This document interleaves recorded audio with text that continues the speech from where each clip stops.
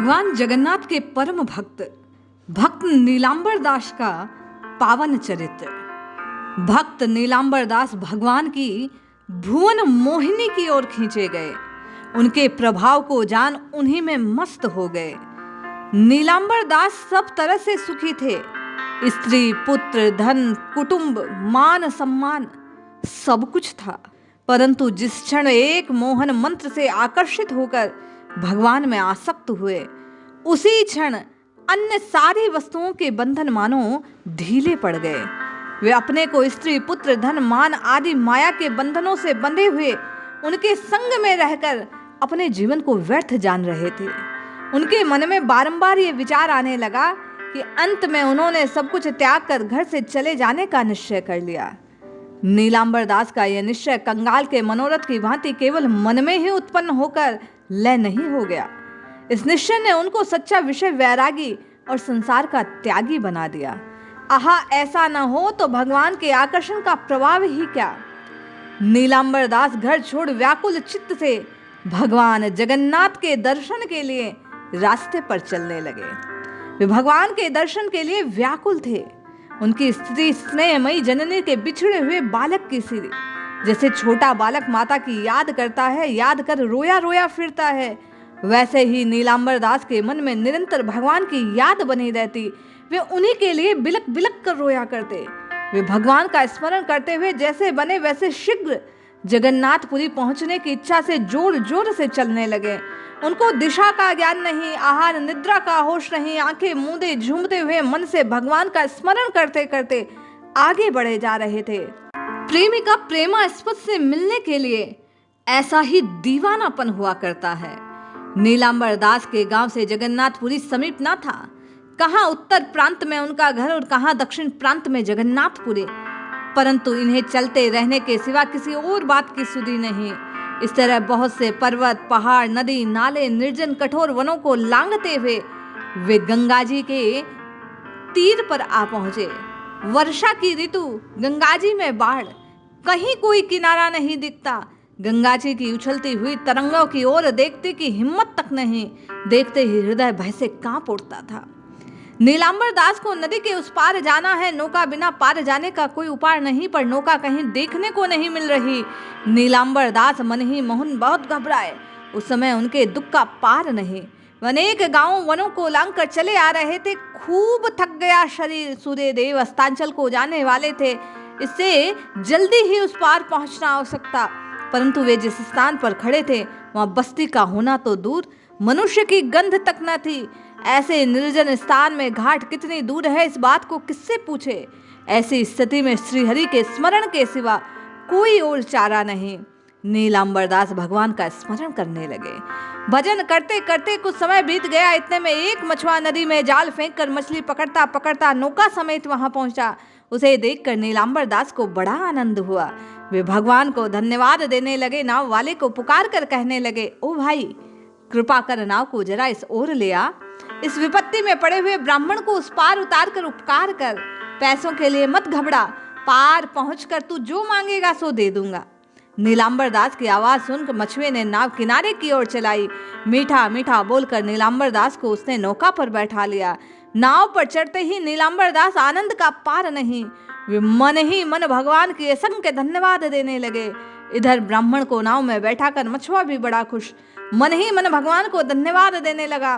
परंतु दोनों के धन्यवाद के कारणों में बड़ा भेद। नीलांबर दास भगवान के शीघ्र दर्शन पाने के लिए तड़फ रहे हैं। ऐसी स्थिति में भगवान ने नाव भेजकर गंगा के उस पार पहुंचाने का प्रबंध कर दिया। वह इस बात के लिए भगवान को धन्यवाद दे रहे हैं कि भगवान के दर्शन की लालसा से वो तड़फ रहे थे। ऐसी स्थिति में भगवान ने नाव भेज गंगा के उस पार पहुंचाने का प्रबंध कर दिया।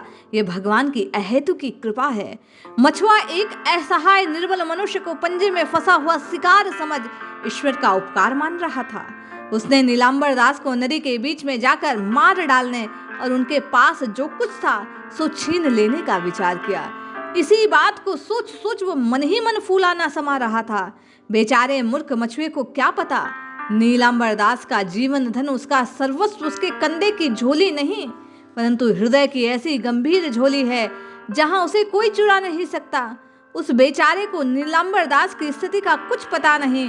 वह तो उन्हें साधारण मुसाफिर की तरह रुपये की थैली साथ लिए घूमने वाला समझ मार कर धन लूटने की इच्छा से नाव को नदी के बीच में ले जा रहा था।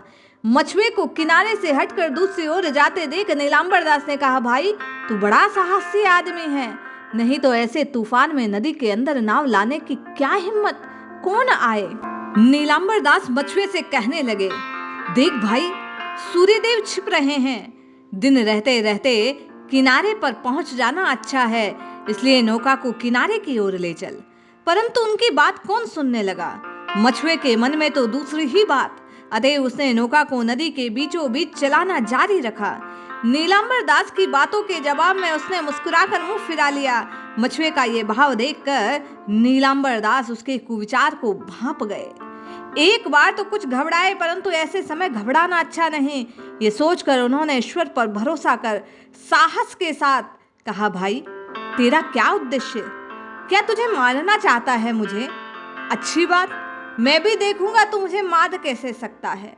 नीलांबर दास के वचन सुनकर मछुए ने जोर से हंसकर गंभीर स्वर में कहा, ओहो, तुम तो कितने धर्मांध मालूम होते हो, पर अब तुम्हारा काल समीप आ गया है, बस जरा देर लो, अब तुम्हें किसको याद करना है कर लो, मैं तुमको अभी नीलांचल पहुंचा जाता हूँ। नीलांबर दास ने मछुए के वचन सुने। वे कुछ शंका से घबराए, मन की घबराहट नहीं, वह भगवान का दर्शन होने से पहले मर जाने की बात से चिंतित थे। वे एकांत चित्त से निराधार के आधार निर्बल केवल राम का स्मरण करने लगे।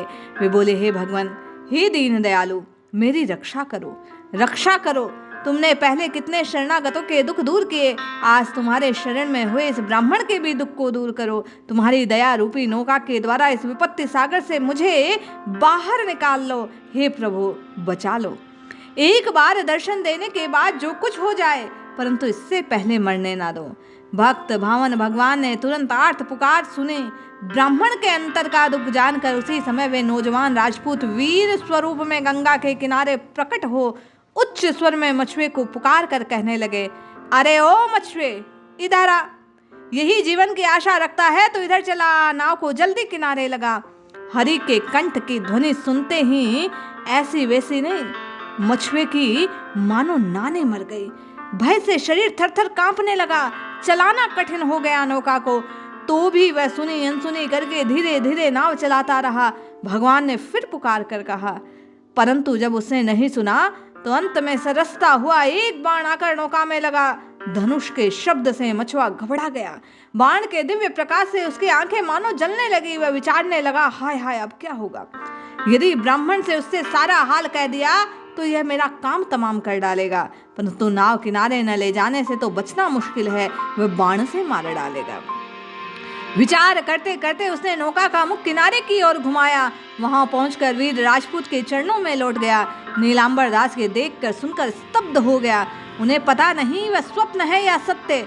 तदनंतर उस मायावी क्षत्रिय वीर ने गुस्से से भरकर मछुए को फटकारते हुए कहा, ये दुष्ट, मैं सदा सर्वदा यहाँ घूमकर चौकी किया करता हूँ, तुम सदी के लुटेरे को पकड़ता हूँ, बता इस समय तेरा सिर उड़ा दूं या तुझे कौन बचाएगा? क्षत्रिय रूपधारी भगवान के लीला वचन सुन मछुए के प्राण हवा हो गए। वह मुर्दे की तरह चरणों में पड़ा रहा।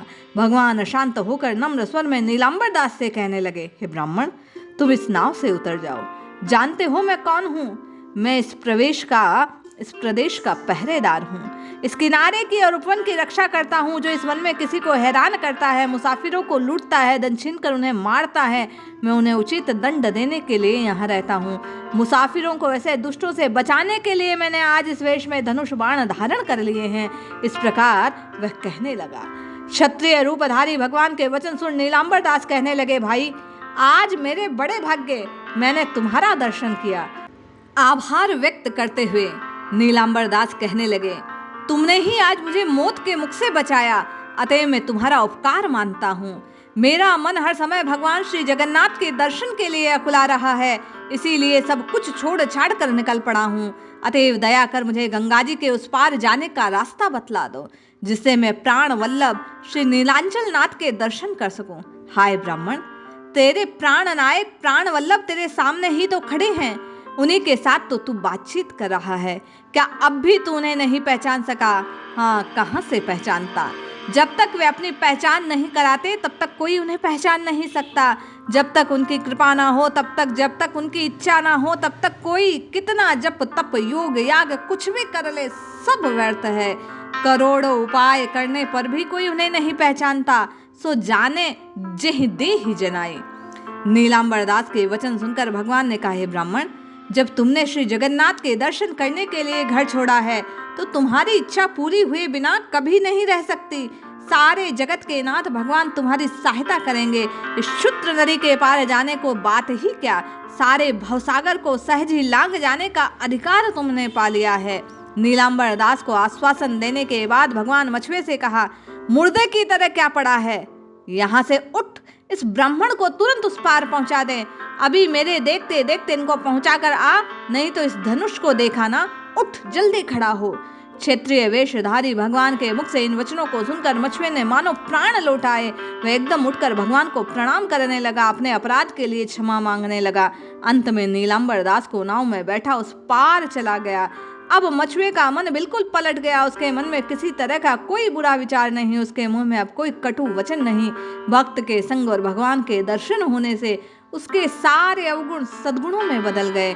इसीलिए वह श्रीहरि के पवित्र नाम का गुणगान करने लगा और नाव खेने लगा।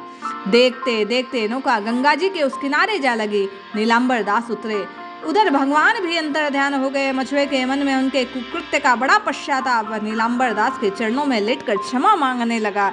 नीलांबर दास प्रसन्नता से उसे आशीर्वाद देकर चले गए।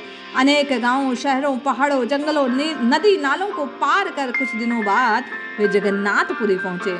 देव योग से इसी दिन रथ यात्रा से सारी पुरी में आनंद और उत्साह छाया था। हरि हरि जय जय के घनघोर घोष से आकाश भर रहा था। बाजों की ध्वनि और मणियों से मधुर गीतों के अमृतमय कर्ण प्रिय स्वरों से सारा शहर व्याप्त था। नित्य कीर्तन तो कभी थमता नहीं। जिधर कान जाते उधर आनंद कोलाहल सुनाई पड़ता। जिस ओर नेत्र जाते उसी ओर आनंद उल्लास के दृश्य दिखलाई देते।